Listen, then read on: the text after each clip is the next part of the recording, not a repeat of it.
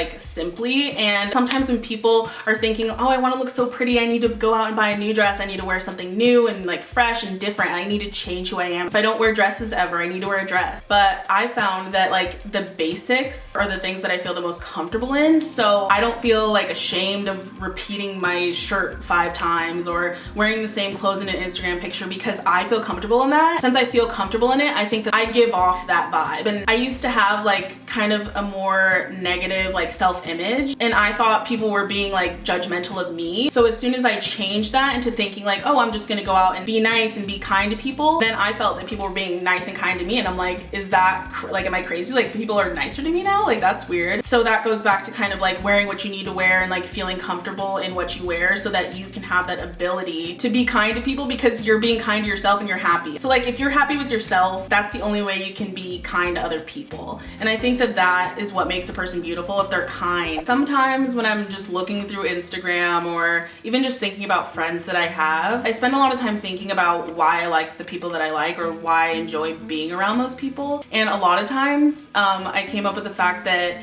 they're usually, either they come off really happy, they're usually smiling a lot, or they just seem confident. And honestly, I don't want to talk about like inner beauty and how that's more important than what's on the outside, because I definitely think it's important to take pride in how you look, and appreciating yourself on the inside shows on the outside. So I think that what makes people beautiful, or like what my definition of beautiful is, doesn't really matter, because it's a really personal thing. Everyone has their own definition of what they enjoy or different features that they like on people. It shouldn't be like, oh, that person's pretty, that person's not, that person's beautiful, that person's not beautiful. I think it's just that person's not for you, that's not your style, that's not what you like. So I think that defining beauty isn't necessary at all. So a lot of what I think beauty is knowing yourself. There's definitely a lot of times when I'm looking at people that I see just like walking on the street, and I'm like, oh my god, that girl is so pretty, I can't even, like, I could never be like that, I could never measure up to that. The thing with that is it's okay to have those thoughts, because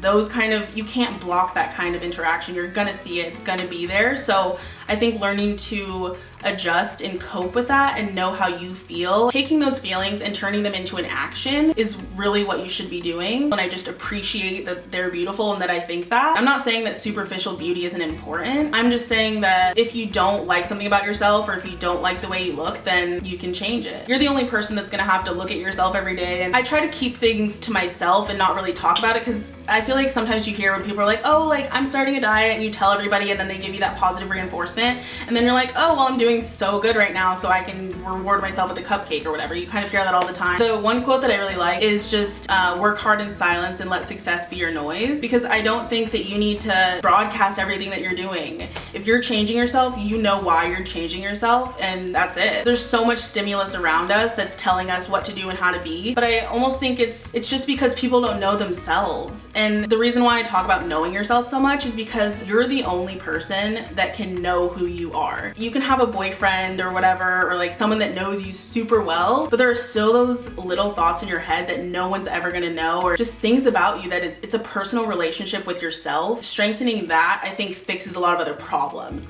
So that's why I'm not directly like talking about how to be beautiful or how to stop worrying about those people. It's just worry about that relationship with yourself so that everything else will fall into place.